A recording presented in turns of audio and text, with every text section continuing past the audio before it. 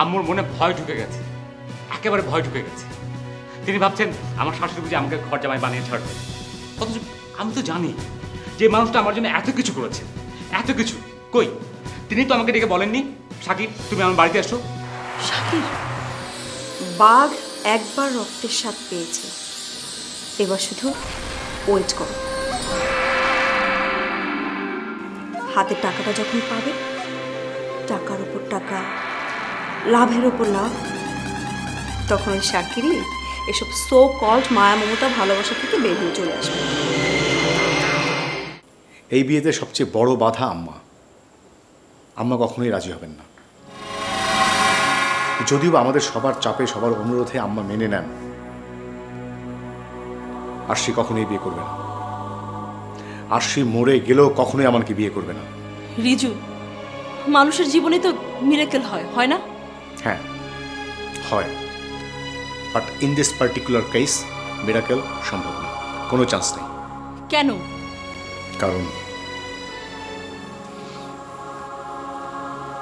কারণ আমান সবকিছু ছেড়ে অনেক দূরে চলে যাবে। ও দেশ ছাড়ার সিদ্ধান্ত নিয়েছে।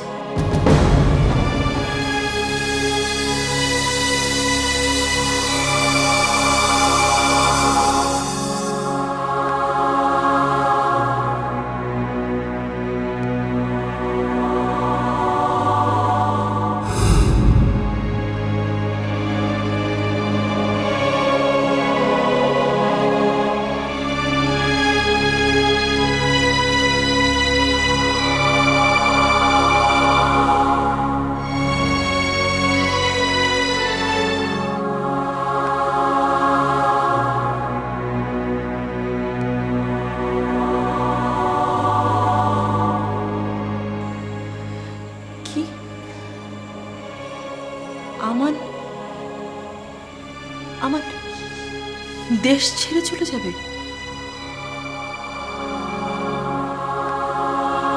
অসম্ভব, অসম্ভব, এটা হতে পারে না, কিছুতেই না। না রিজু, তুমি তুমি আমাকে বোঝাবে। হ্যাঁ, আমাকে ছেড়ে কোথাও যেতে পারে না, কোথাও না। তুমি বোঝাবে, আমি আমাকে বোঝাবো, আমি বোঝাবো। দরকার হলে আমি আমার মা ধরে মাপ চাবো। একবার শুধু আমার আর আশির বিয়ে হয়ে যাক, তুমি দেখবে সব ঠিক হয়ে যাবে। সব, আমি বলছি, সব ঠিক হয়ে যাবে। প্লিজ রেশমা, প্লিজ বোঝার চেষ্টা করো, বাস্তবতাকে মেনে নিতে শেখো। আমি কিছু বুঝবো না, কিচ্ছু না। আমার কোথাও যাবে না, এখানে থাকবে। একবার চেষ্টা করতে তো কোনো দোষ নেই। একবার আমার কোথাও যাবে না, কোথাও না। রেশমা প্লিজ, রেশমা।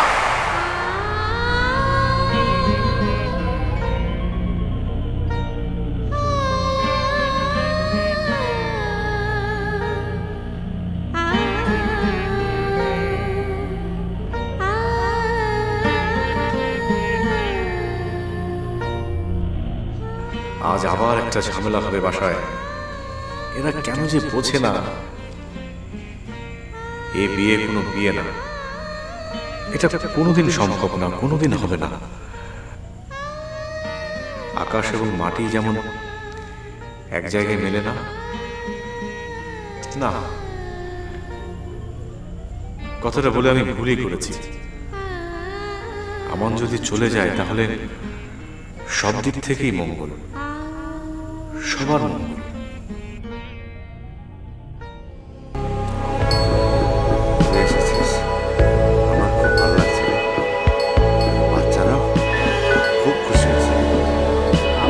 কদিনই বা থাকতে পারবো? যে কদিনে হোক তাতে আমাদের সব। তাছাড়া সৃষ্টির সঙ্গে দেখাটাও হয়ে গেল। চাচা, সৃষ্টি বিয়ে করে ওখানে ভালো আছে তো? আমার সৃষ্টি বাড়িতে রাজরানী হয়ে আছে। সাগর ওর সামনে খুব ভালো ছেলে। বলেছিল ও খুব সুখে আছে। সাগর চিটাগাঙে একটা বড় চাকরি করে, এর মধ্যে একটা ফ্ল্যাটও কিনেছে। বুঝতে পারিস, এই বয়সে এত বড় একটা চাকরি পারি কিনা। আমার সিস্টেমে হয়তো কোনো পুণ্যের কাজ করেছে, তাই হয়তো আল্লাহ তাকে এত সুখে রেখেছে।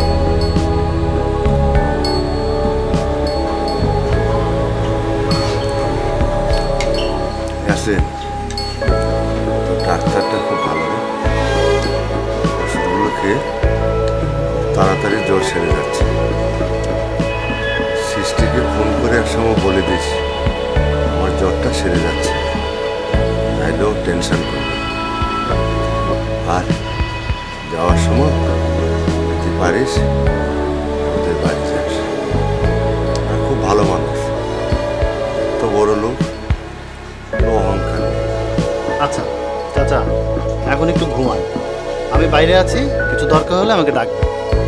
আরে আসার কথাই তো বলা হয়নি। সৃষ্টির শ্বশুর রিটায়ার্ড এসপি তারিক খান, ও তো এই এতিমখানাতেই মানুষ হয়েছে। আমরা একসঙ্গেই থাকতাম, খুব ভালো মানুষ, লেখাপড়া এত ভালো, এখন রিটায়ার্ড করে বাড়িতেই আছে। শুনলাম কদিনের মধ্যে সৃষ্টির শ্বশুর শাশুড়ি সৃষ্টিকে নিয়ে চিটাগাঙে যাবে। সৃষ্টিকে ওর স্বামীর কাছে রেখে আসবে? আরে ঠিক ধরেছিস, ঠিক ধরেছিস। আমি তোমার কথা কিচ্ছু বুঝতে পারছি না, কি বলছো তুমি? আশির সঙ্গে আমানির বিয়ে, এ বাড়িতে আমানকে আবার ফিরিয়ে আনার জন্য একটা কম্পিটিশন শুরু হয়ে গেছে। মরিয়ম, তুমি যদি এভাবে নেগেটিভলি চিন্তা ভাবনা করো তাহলে তো সলিউশন কখনো হবে না। আমি তোমার রাগ, তোমার দুঃখ, তোমার অভিমান আর বলতে হবে না। এ বাড়িতে সবাই ঋতু বদলের মতো বদলে যাচ্ছে। আংটির জন্য শাকের কত কথা শোনালো, সবচেয়ে আগে শাকের বদলে গেছে। এটা তোমার ভুল ধারণা মরিয়ম। ওরা তোমার ছেলে, তোমার, ওরা তো বদলাতে পারে না। তুমি যে সংস্কার, যে মূল্যবোধ দিয়ে ওদের মানুষ করেছো, তা তো অনেক শক্তি, অনেক। এই যে আমান তোমাকে ছেড়ে, বাড়ি ছেড়ে বাড়ির বাইরে রয়েছে, ও কি সুখে আছে? তারিক, তুমি আর কখনো কোনো দিন আমার সামনে আমানের নাম মুখে আনবে না। আম্মা, আম্মা, আজকে আমি একটা কথা বলবো। আমান ভুল করেছে, সেজন্য আপনি ওকে শাস্তি দিয়েছেন, কিন্তু একবারও কি ওকে ওর কথা বলার সুযোগ দিয়েছেন? আপনি দেননি। বৌমা, আর আর বলার বা কি আছে, কি বাকি আছে? তোমার মনে নেই যখন ঘটনা ঘটলো 7 দিন পর্যন্ত বাড়ি থেকে কেউ বেরোতে পারেনি? কেন জানো? কারণ ওরা তারিক খান আর মরিয়মের ছেলে মেয়ে, লজ্জায় ওরা কারো সামনে মুখ দেখাতে পারেনি। আম্মা, আপনি আমানকে ঘৃণা করেন, ওর মুখ পর্যন্ত দেখতে চান না। এ বাড়িতে একটা বিয়ে গেল, সে বিয়েতে আমান আসতে পারেনি।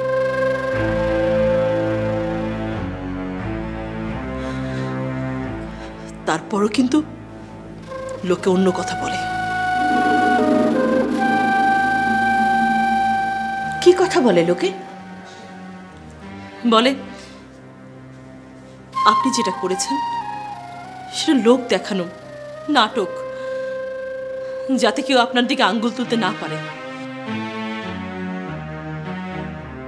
কথাটা কিন্তু একদম মিথ্যে না, তবে এটাও সত্যি যে মরিয়ম শাস্তি দিয়েছে। আমি আর কি শাস্তি দিয়েছি? শাস্তি তো ওকে আল্লাহ দেবেন। নিষ্পাপ মেয়েটাকে ওরা কিন্তু নিজেরা নিজেদের ঘরে আগুন দিয়েছে মরিয়ম।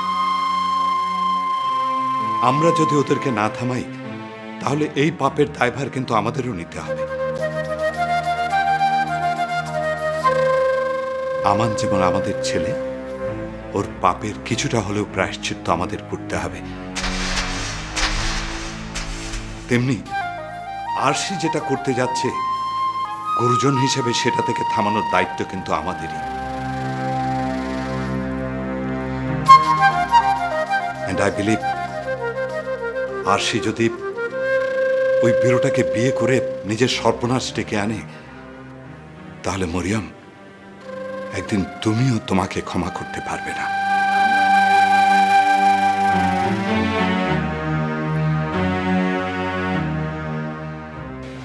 আম্মা, আম্মা, আপনি জানেন, খুব ভালো করে জানেন আম্মা, আরশি আর আমানের বিয়েটা দেওয়ার ক্ষমতা শুধু আপনার আছে, আর কারণই। মরিয়ম, তুমি জানো শাস্তি দেওয়াটা is a very very simple solution. যে অপরাধ করে তার ভেতরে যদি অপরাধ বোধটা জাগ্রত হয়, সে যদি তার জন্য প্রায়শ্চিত্ত করতে চায়, এটা তো অনেক অনেক বড় কথা। তুমি কি পাগল হয়ে গেছো? তোমরা সবাই পাগল হয়ে গেছো। ফিল করা, প্রায়শ্চিত্ত, ক্ষমা, এই সমস্ত কি বলছো? আচ্ছা আচ্ছা ঠিক আছে, আমান বিয়ে করতে রাজি, কিন্তু আরশি আমানকে ঘৃণা করে, মনে প্রাণে ঘৃণা করে। আম্মা, ভালোবাসা আর ঘৃণা তো পাশাপাশি থাকে। এটা এটা অদল বদল হতে সময় লাগে না। আম্মা, আমার মন বলছে আমান যে আরশিকে তীব্র ভালোবাসে। দেখবেন আরশির ঘৃণা ভালোবাসায় টার্ন নেবে। দেখবেন আরশিও আমানকে ভালোবাসবে। তোমাদের এই সমস্ত থার্ড ক্লাস চিন্তা ভাবনা দেখলে আমার টেনশন হয় বৌমা। আরে যেটা হবার না সেটা হবে না।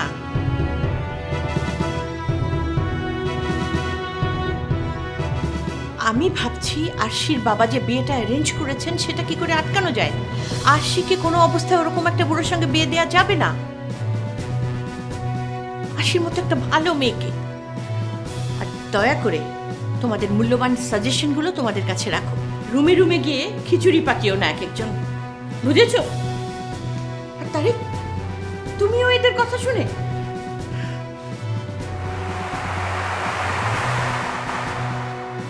কি হলো? দাঁড়িয়ে আছো কেন? তোমার শ্বশুরের মতো তুমিও অপমানিত হওনি?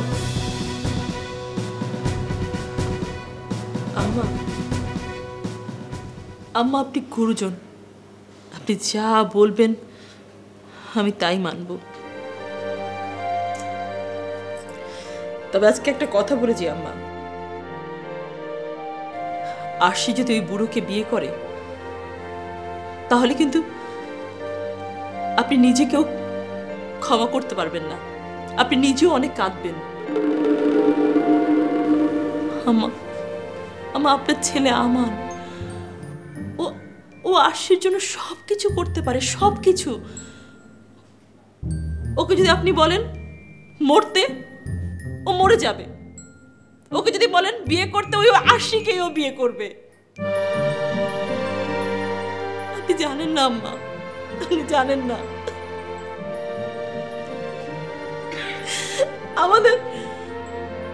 আমাদের সবার শান্তির জন্য, আরশির সুখের জন্য এই দেশ ছেড়ে চলে যাচ্ছে।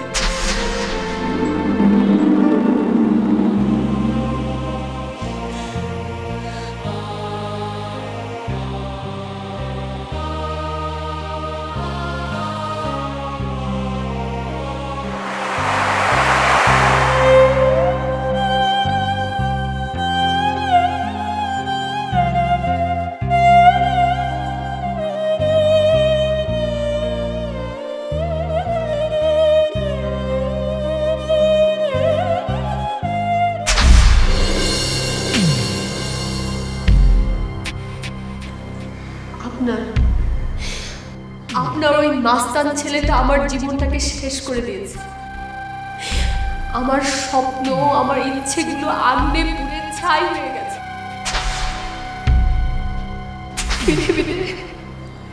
পৃথিবীতে সবাই যদি ওকে মাফ করে দেয়, আমি কখনো মাফ করব না, কখনো মাফ করব না, মরে গেলেও মাফ করব না। আপনি তো মা, জননী শাস্তি দেওয়ার একটা নাটক করে ছেলেকে বাড়ি থেকে বের করে দিয়েছে। কিন্তু আমি ঠিকই জানি দুদিন পরে ঠিকই যখন সবকিছু নর্মাল হয়ে যাবে আবার ঠিকই ছেলেকে বাড়িতে ফিরে নিয়ে আসবে। সে যে আপনার পেটের সন্তান, মায়ের অংশ, মমতার অংশ।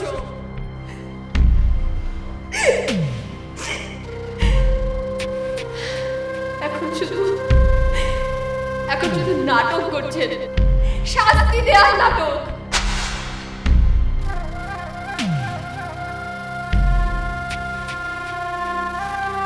আসি মারি, আমি যা করেছি মন থেকে করেছি। তুই অন্তত একে নাটক বলিস না। আমি তোকে বাঁচাবো মা, তুই যতই আগুনে ঝাঁপ দিতে যাস না কেন আমি তোকে বাঁচাবো। তোরে বিয়ে হবে না, আমি হতে দেব না। তার জন্য আমাকে যা করতে হয় করব, দরকার হলে আমি আমার জীবন দিয়ে দেব। আমি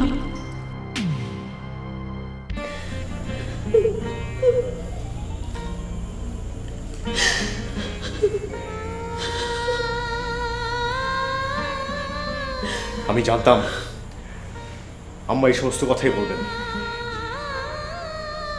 আমাদের উপর আম্মার রাগ, ঘৃণা, এর পরিণতি যে কোথায় গড নোস। আমার মাঝে মাঝে মনে হয়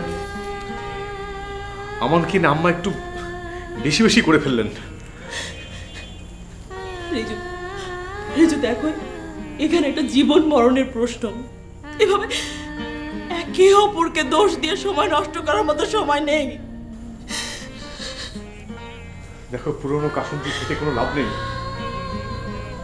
আমার এখন সবচেয়ে বড় টেনশন হচ্ছে আমান যদি সত্যি দেশ ছেড়ে চলে যায় তাহলে ও যে কবে ফিরে আসবে, আদৌ আসবে? Stop Riju, stop. আমার কোথাও যাবে না, কোথাও না।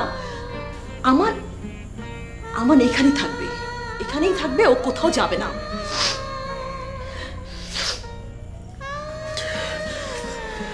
দেখো রেশমা, ও যে কতটা জেদি ছেলে তুমি নিশ্চয়ই ভালো করে জানো। আর আজ আমি ওর চোখে মুখে সেই জেদ দেখেছি।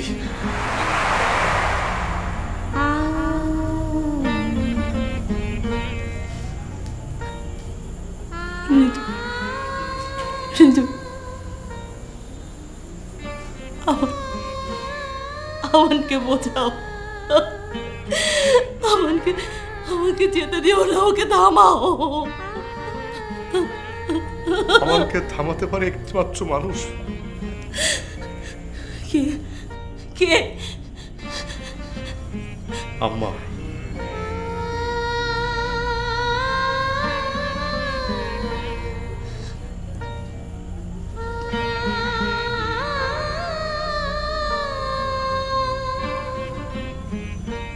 আমি গিয়েছিলাম আম্মার কাছে, আমি তাকে বললাম,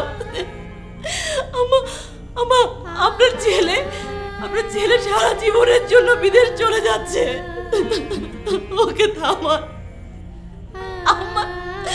আমার মতো আমি বিন্দু পরিমাণ কোনো রিয়াকশন দেখিনি, কিচ্ছু না। সে হয়তো মনে মনে বলছে বিদেশ যাবে, যাক না, তাতে আমার কি?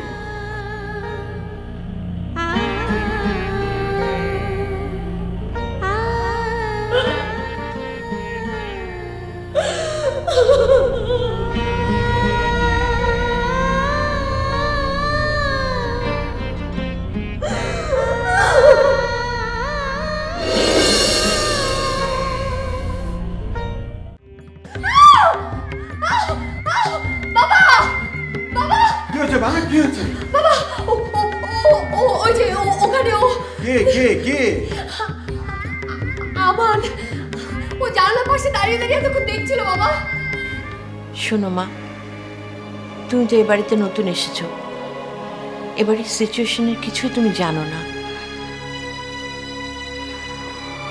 কোথায় কতটা কষ্ট লুকিয়ে আছে তোমার জানার কথাও না।